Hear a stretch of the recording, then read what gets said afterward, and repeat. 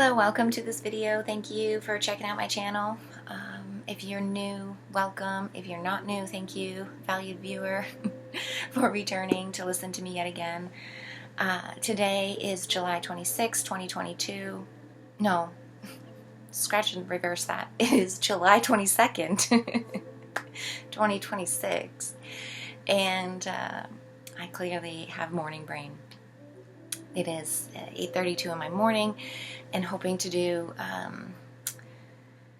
bit of a video on systems, I guess, definition of systems. I have been recently making a couple of videos about system exchanges, setting of sacred boundaries, and what interactions look like between boundaries, and how those interactions are set and modeled against laws or rules that come from the belief or the system that, the belief of the service that the system is entangled or designed or imprinted with. There's a lot of words there. There's a lot of kind of in the middle kind of language, and I really am hoping to speak plainly and offer my own kind of perspective on these things, which to me is kind of like cut and dry. It seems quite obvious. It seems simplistic, easy to explain, easy to observe and to witness, and therefore to sort of confirm with ourselves that it's real, that it's plausible, that these alignments and laws really are integral to systems operations, and we can learn a lot about them, and we can also, learn a lot about ourselves and get good work if and when we understand, what the parameters really are, and how they set rules on operations. So,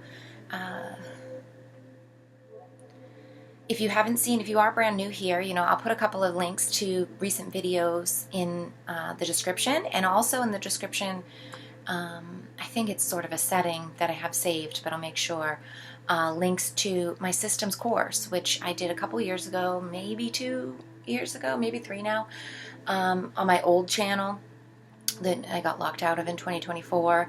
But it's about 60 videos, 6 levels of videos that talk all about actual systems, if you're interested in understanding what I'm talking about. Because I'm not going to go into depth about like what they are right now. What I'm going to talk about today, I think, is first a generic definition of systems, and then perhaps a bit about, like I mentioned before, privacy, or what exchanges look like, or are assumed to be within different frameworks of the systems. So, thank you for joining me while I drink my coffee here.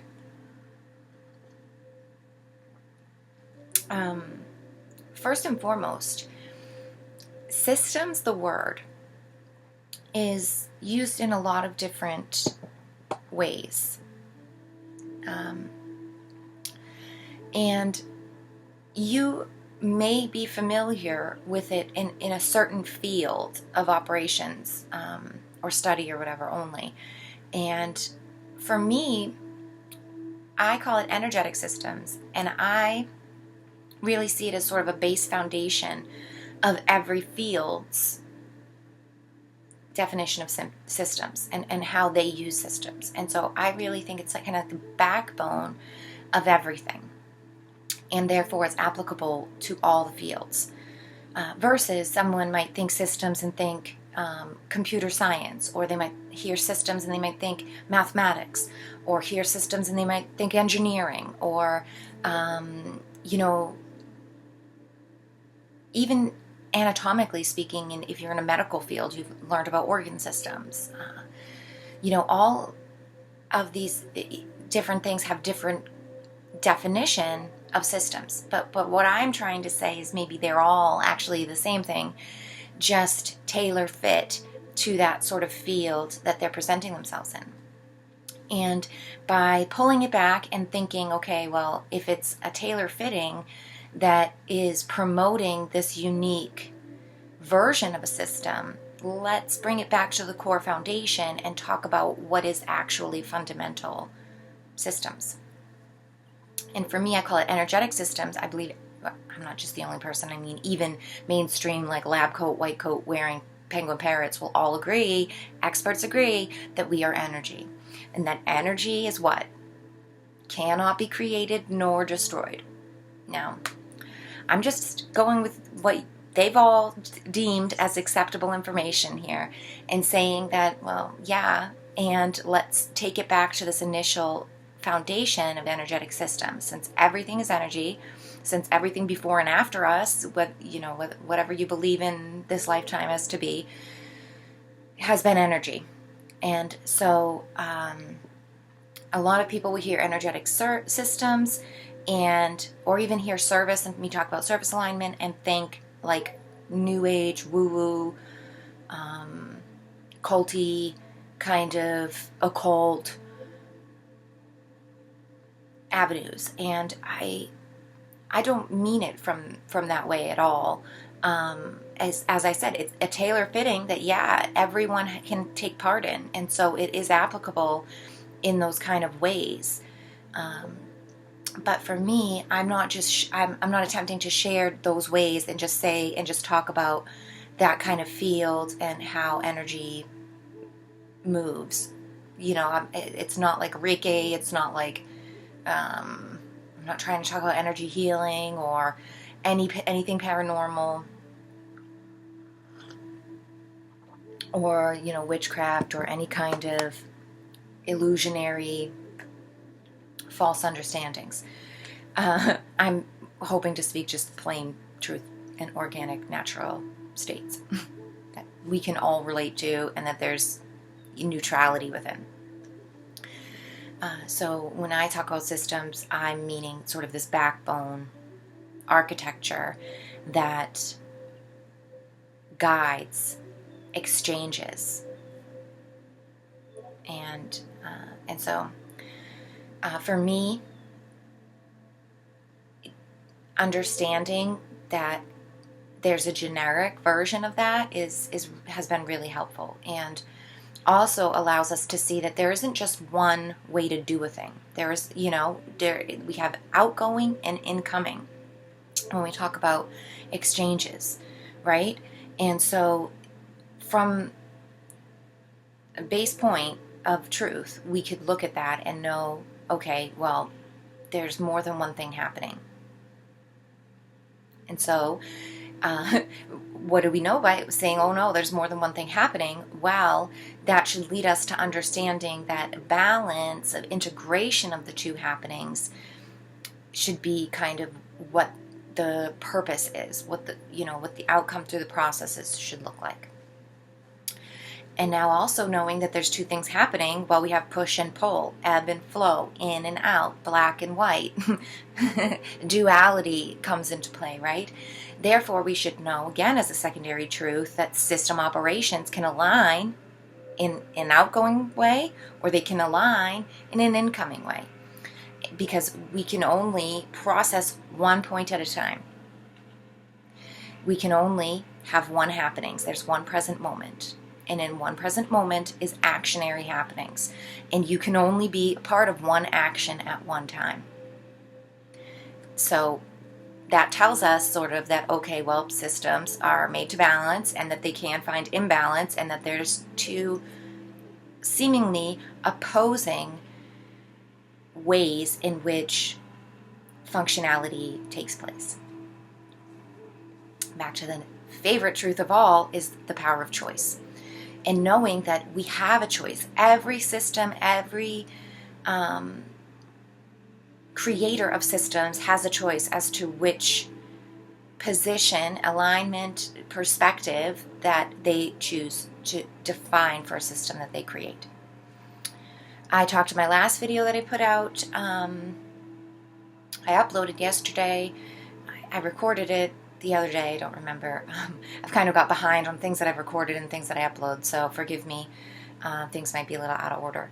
but I put up a video about sacred boundaries, and that is definitely going to be linked in the description as well, just to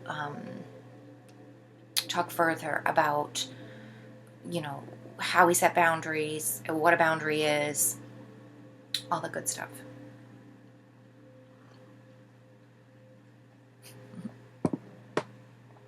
Meaning to say, creator consciousness sets boundary around system, system's off and running.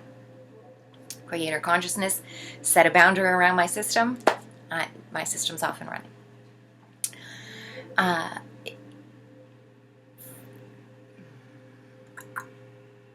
So yeah, when I speak about systems and I share about systems, did I already plug my system series in this video? I think I did. I think I talked about it already. When I brought up the systems videos and course, I was really hoping to talk generically so that every field after the fact could apply that knowledge to their systems and really get more clarity and more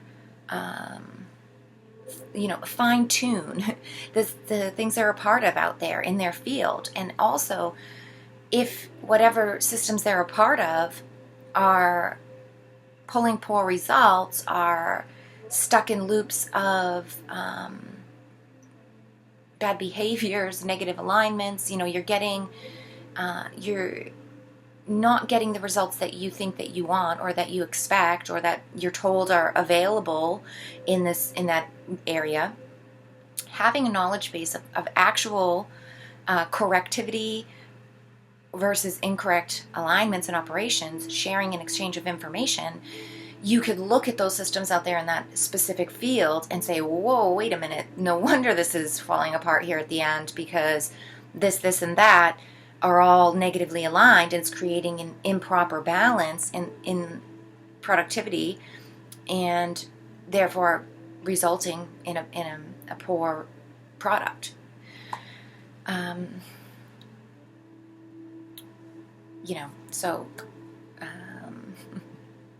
Having this sort of background information about balance and energetic exchanges and what those kind of laws look like, and call them laws or rules, whatever you want to call them as.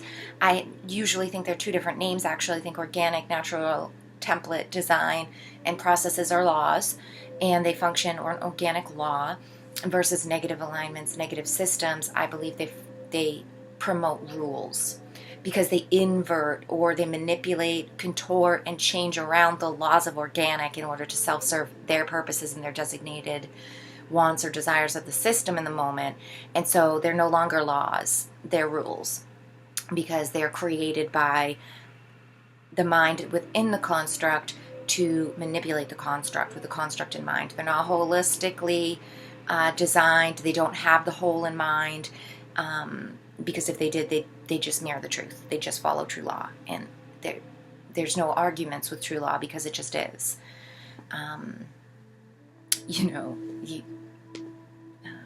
Anyway, so I'm a little roundabout. I'm a little all over the place this morning, but I do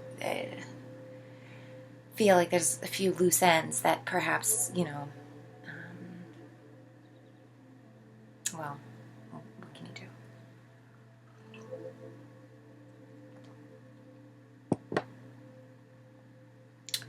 Sometimes I think some of the things that I speak about, I have such a familiar background with, that I just say them and think everybody else can understand it, and then maybe they actually don't. But and also it's like it's worth understanding. It's not a personal preference. It's not something that I just want to push onto other people for them to just understand it, so they understand my way, my thing that I made up. And it has nothing to do with myself, actually. It's that it's grounded in truth, the organic template, and that it's part of all of us. It's free for all of us. It's integral to all of us, and to good work and to good balancing. It's crucial. So It's really my hopes in sharing this kind of stuff, making it clear, making it simple, making it easy to grab a hold of and get good working with, because I just think it's so beneficial. It's been so beneficial to myself, and I know others will find it beneficial as well. Especially if we could kind of get away from assumptions and these kind of preconceived ideas that what I'm speaking about, though I am speaking metaphysically and I am talking about energy and stuff, that it's not like some out there world. It's not some make-believe type of, imaginary world. I hate to even use the word imaginary, because I believe imagination is more real than than the world. So, or the reality that we think we're a part of, the tangible, manifested reality. So, but anyways, people don't always agree with me with that. People don't always like that. So, whatever. It is what it is.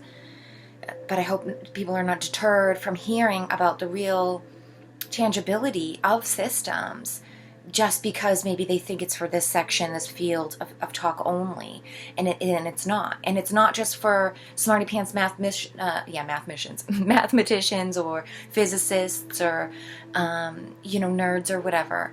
It's really for everyone, and for any angle of life. Is how you interpret it, it will be applicable. So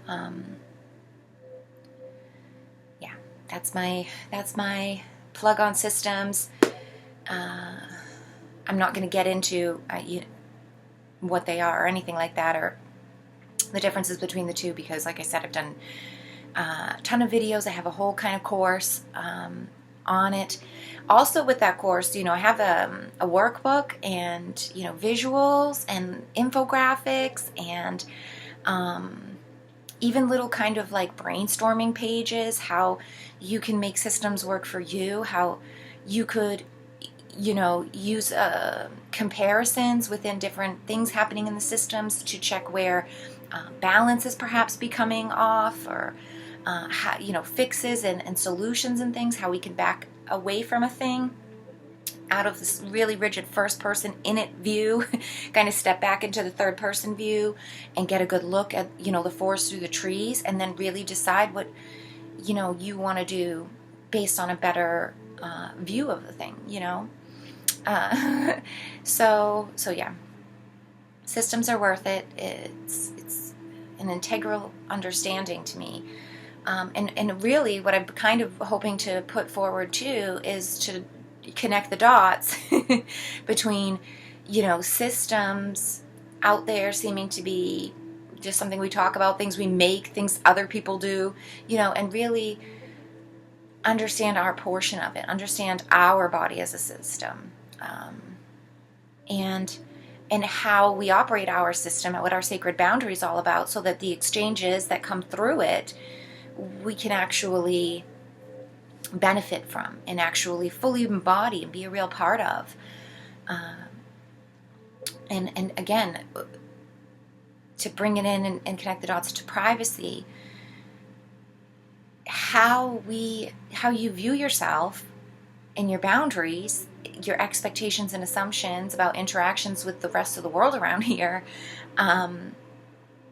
really is guided by these laws and rules. And if we never take time to contemplate through ourselves, if we never examine what we're following, we're just operations, productivity, like get it done, what's the solution, where's the product, hyper focused on that kind of stuff, we'd never take the time to step back and look at what are we actually following suit with here. We're just pushing go every single time and forgetting there's a power of choice behind that pushing on the go button. And also, like, go button, what are you all about here? What laws are you following? Because it's very easy to get pivoted and aligned in negative alignments and not realize it. Especially in the world that we're a part of, right? And when we think about what the world tells us about privacy, what the world tells us about how we exchange words and our thoughts and our feelings,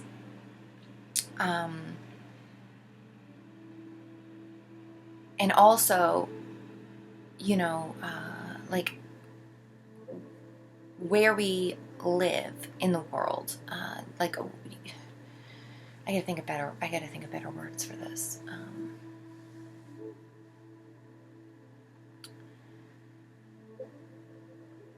The world tells us what the system is, and that we're a cog in their system, and as a cog in the system, we're always seen. We are a needed necessity to the system, and that the rules are already in place, and that you just have to mold yourself to them.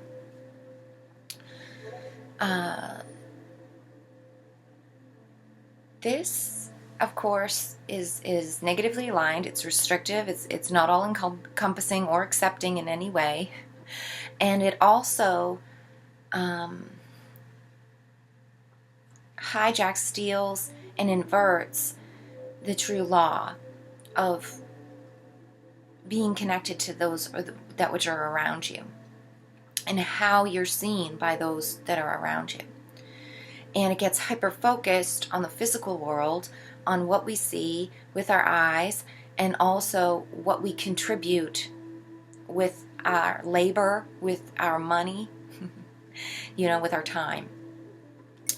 And those are facets within the organic natural system. I mean, labor, time, service, energy, all of that stuff is an integral part of system operation, no matter which side you're going to operate on.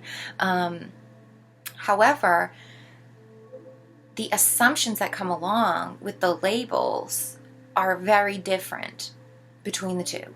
And this is how kind of the negative loops us into bad alignments, uncomfortabilities, bad processes, because they use the same labels, but they switch the definitions. And we end up kind of fish hooked into that, because just think of the word as the label. And instead of seeing the label with the definition and understanding, wait a minute, I don't like that definition, it creates uncomfortability with me for whatever reason, or bad frequency or something within me doesn't resonate with that, we will find, and the system will tell us, well, it's your fault.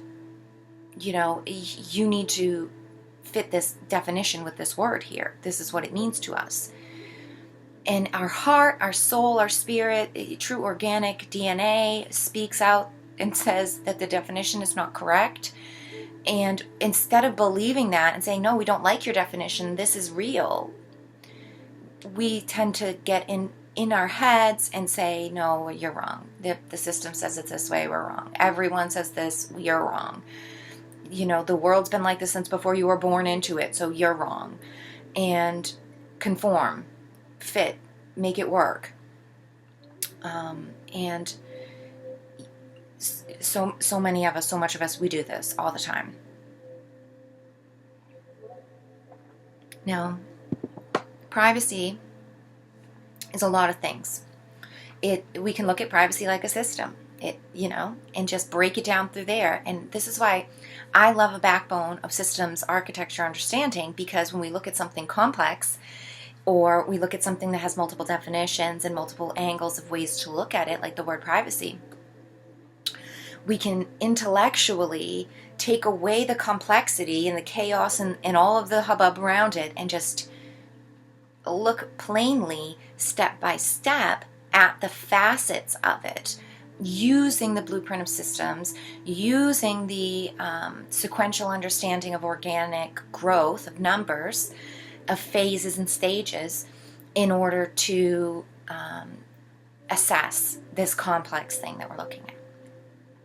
So privacy, systematically, if we look at it for a minute, systems are three-parted, always. And this is what makes something a system. Because if it only had one part or two parts, it's not doing integrated work. By integrated work, I mean they're not sharing together, and there's no third space for witnessing, observation, for extension of any sort of manifestation of happening. So, but when we bring in three, when we bring in a systematic understanding, the third party space gets accepted, gets seen, is interactive. And so everything that we look at, we can break into this sort of three model. In inward, internal isness, what is the thing to itself? How does it keep itself going? What does it need to be just itself? Is core number one, the vortex in the core. Two is outward system. Outward system, how does it exchange with others? What does it mean to another person? How does it interact with another or the space around it, right? And the third section of that is, okay, well, how do the two inside itself and outside itself come together and meet, and how do they exchange? And what does that look like? So with privacy, right, the core understandings, if we look at what it is, privacy at its state, is this being, this sacred boundary set. I like to call it isness, but it's just to be a thing, right? Creator consciousness sets a system apart from itself. In privacy is that sacred boundary. And within it is one thing. So it's you, it's that person, it's whatever, let's just keep it generic for now and keep it simple, actually, just personal. Sometimes things are easier to understand with just one example, right? So you or someone else, your grandma, your child, whatever. In itself, privacy would mean the inner system of me. So inner system, inner world can never be shared or seen except when I choose to speak it, when I choose to share it. And for me, I don't have to say a single word. I don't have to move. I don't have to do anything. In fact, you can sit in meditation and do nothing and just be, right? You just are. Now, that is the first foundation. This is inner core of what privacy is. This I am that I am. Be still and know. This is me. Doesn't matter if there's a tree next to me, if there's a bee next to me, if there's a person, if there's a building, if there's an animal. We get sensations off of others through mind and spirit, other than physical speaking, other than having a physical container. And so there is still these other points of exchanges of recognition and translating of language and energy. And so I'm using it as an example that you have to speak or share or say something about what's going on in your inner world in order to have someone else know it.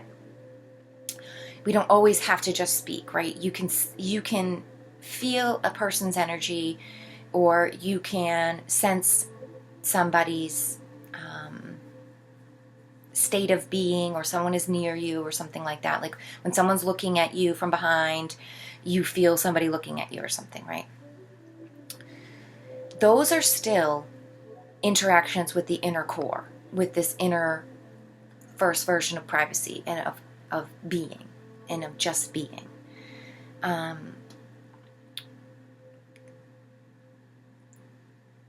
Those, the constructed sharing boundaries of mind, body, and spirit, each one have their own screen, net, this kind of porous field, a layer perhaps, that exchanges pass through and that privacy it interacts with. Basically sets the rules of the exchanges of what's allowed to come in and out, right? So with the inner system of who you are, just what each person is, there's this layer, this sort of interaction that seals the deal. And for the most part, you need to share outwardly in order for someone to know. People can feel your boundary, they can sense your isness through energetic language, through spiritual layer, that there's separation and there's a containment there. There's a container. There's this thing about privacy is about infringement as well. So the sensation of that creation, it asks, or it senses the law. This is the thing too, because either it's negatively or positively aligned, and if it's positively aligned, it would ask, it would hail the creator, it would not infringe or impede upon sensed boundaries without welcome. If there's a welcome, if there's an exchange, this is how naturally organic systems are welcoming in all angles, and so it's transparency is created through being seen and being the seer and understanding this God-created layers of isness, of boundary, and interacting in an accepting kind of way. Versus, sorry for the long guy, versus the infringing kind of thing that says, I see that boundary, but I don't care, I'm going in anyways. Or, oh, what's your boundary about? Why do you have a boundary here? And really kind of coming at it with an aggressive poking of the boundary, not infringing, forcing your way in, but just forcing closeness or pressure.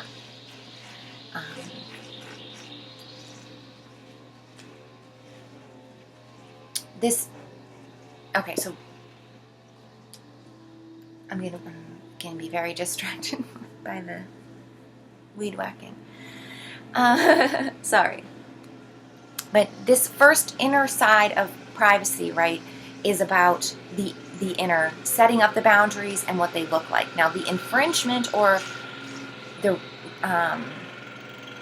common respect of non-infringement has to do with the external version of privacy, the external system of privacy. And that has to do with, when you look out in the world, are you respecting boundaries or not? Are you seeing source-created sacred boundaries and as they are, and accepting them as they are, and exchanging with them based on organic law?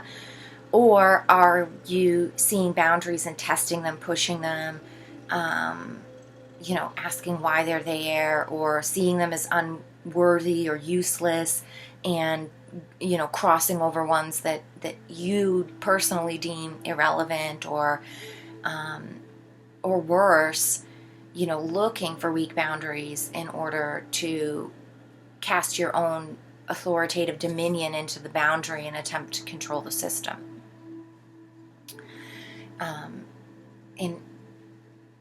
So how we work with, how we cast out what we think we're seeing about privacy versus how we run our own system of self with our privacy and what we feel like people are coming in or out of, and what we deem as the inner core values, those two work together in tandem as we exchange with others around us continuously all the time, and set the third section of the flow of the whole of what's going on. What's the actual work being done here? And that all comes together in alignment and takes you in directionality of positivity or negativity.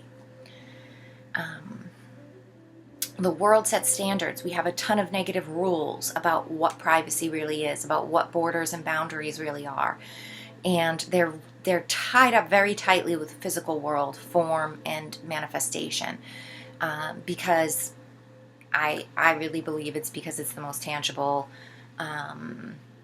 exploitable layer, and the archons and the overlay and the negative agenda are very familiar with it, and it's their favorite kind of mechanism as stage front for all system operations.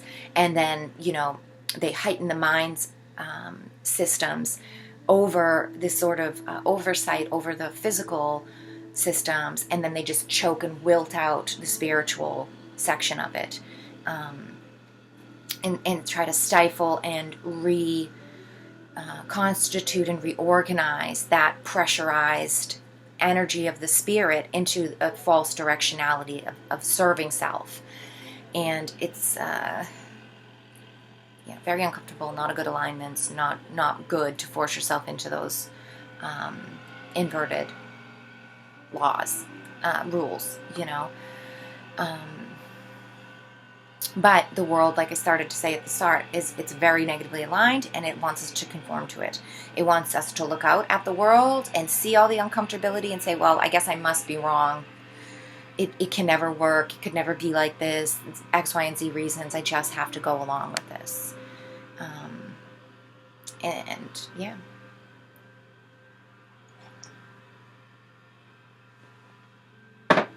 So there's a lot there. I'm gonna cut the video now, but I will come back more and talk. And I did a longer talk. I'll probably upload that today, maybe, and then upload this video another day, about sort of the differences of sacred boundaries and the vision and the understanding of the inner core workings of setting boundaries of privacy. And then also what the assumptions, if you're running negative idea of privacy and systems, what that looks like the world around us, and what the main differences are between the two. So, yeah. Put that video up, and then probably I'll come back and speak a little bit more clearly about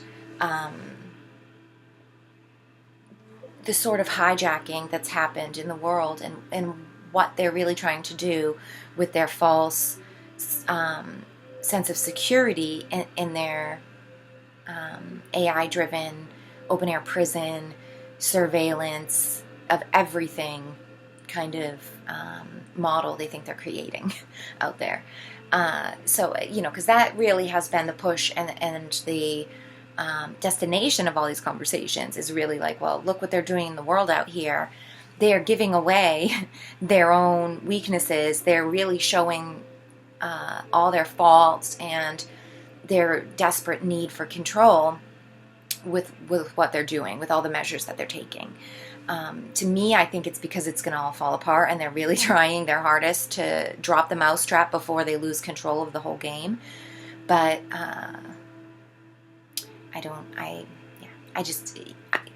entropy, negative systems, they cannot last on their own because they eat each other, and there's nowhere to go. And the bigger ones just swallow up the smaller ones, and there's nothing left to sustain the big ones after the fact. So negative alignment can never win. It could never really go anywhere because it collapses on itself. So how can you go anywhere if you're inwardly focused? You cannot. So I don't think they'll win. I don't think they will succeed, but it is quite annoying. It is a foolish display of idiocracy, which I'll talk about at a later date. But for me, I have no fear. I do not see it any way, shape, or form of that coagulation actually coming to fruition and creating and sustaining any sort of Matrix-esque machines run the world, live off of humans like a battery source, kind of classic worst case scenario kind of thing. I don't see that coming to fruition, mainly just because it can't work that way. And people will say, oh, well, they'll keep a certain amount of them alive to keep them sustained, to have all the big ones have something to eat off of. They're too greedy for that. Once you get that large, that's not sustainable to the egregoric negative energy that would be needed in order to sustain their position away from the truth and turned away from God. we have to remember that this is all linked into source creation. And at the end of the day, there is actually a real organic template of truth. And the shadowed illusionary world, their sort of VR whorehouse that I like to call it, their separation simulation, it can't last because it's not part of the truth. But anyways, I'm going to leave it there for sure. Thank you for listening to me 40 minutes this morning. Really appreciate your time and energy. Anyone who listens to me, thank you so much. Thank you for your contribution to our collective. We wouldn't be the same without you. I really mean it from the bottom of my heart. Thank you for witnessing mine, and I'll see you next time.